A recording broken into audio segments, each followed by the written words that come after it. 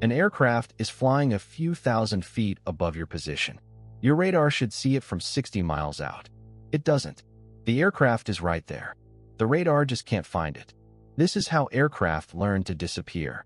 Radar works by sending out a pulse of radio energy and listening for what bounces back. The size of the echo tells you the size of the object. Engineers call this number the radar cross-section, RCS. The smaller it is, the harder you are to see. A 1960s F-105 measured about 25 square meters. In the early 1970s, the United States Air Force had a problem.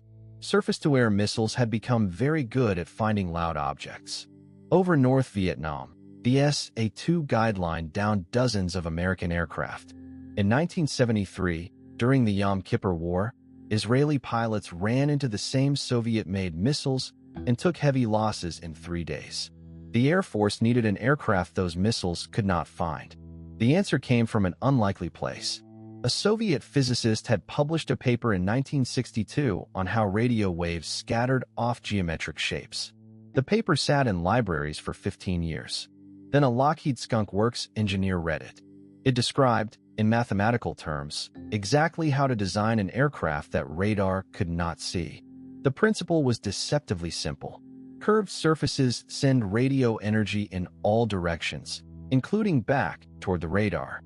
Flat panels, tilted at the right angles, send energy somewhere else. Anywhere else. Lockheed built a demonstrator called Blue in 1977. It worked. The F-117 Nighthawk made its first flight in 1981. It was not fast, not maneuverable, and unstable enough that it needed computers just to stay in the air. But it had an RCS of about 0.025 square meters, 1,000 times smaller than the F-105.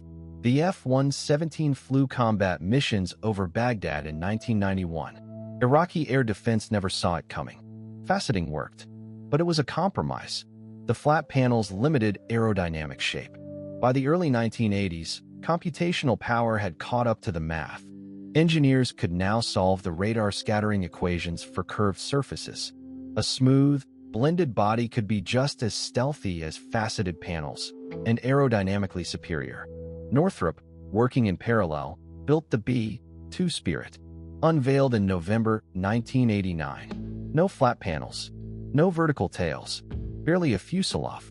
A flying wing where every edge was tuned to scatter radar in a controlled direction. Its estimated RCS was around 0.0001 square meters, 10,000 times smaller than the F-105. The B-2 also used the second pillar of modern stealth: radar-absorbent materials, RAM, a coating on the aircraft's skin that absorbs radar pulse energy and converts it into trace amounts of heat, so less of it bounces back. The exact composition is still classified. By the 1990s, the principle was clear. Every edge of a stealth aircraft must align to one of a small number of angles: wing edges, tail edges, intake edges, canopy frames, all parallel to one of 4 directions.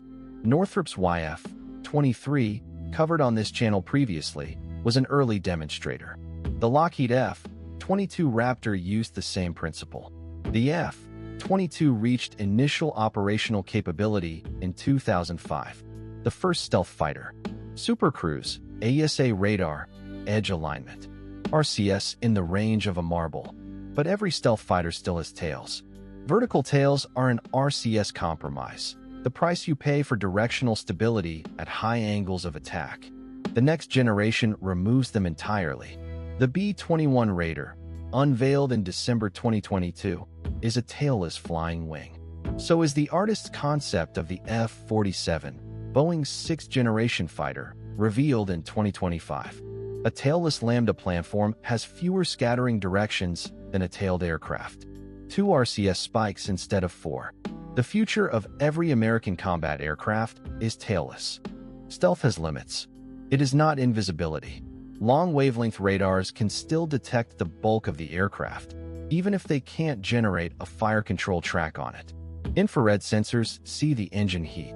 A pair of human eyes at close range still works fine. What stealth does is buy time. It shrinks the radar detection range from 60 miles to 10. It denies the enemy a fire control solution at the distance they need. It changes the math of every engagement. Stealth isn't invisibility. It's the smallest possible echo. That's the shape of 45 years of trying to disappear. If you want more stories like this, every aircraft that almost was, subscribe. I'm at Klembatrin. This is BingoFuel. See you in the next one.